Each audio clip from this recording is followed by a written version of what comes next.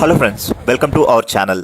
ఈరోజు Kakinada NTR beach RNB guest house రోడ్లో 1,65,69,000 రూపాయల విలువైన 32,000 లీటర్ల మద్యం ధ్వంసం చేశారు. జిల్లా ఎస్పీ సతీష్ కుమార్ గారు మరియు ఏఎస్పీ సెబ్ శ్రీలక్ష్మి గారి పర్యవేక్షణలో రోడ్ రోలర్తో లిక్కర్ బాటిల్స్ ధ్వంసం చేశారు.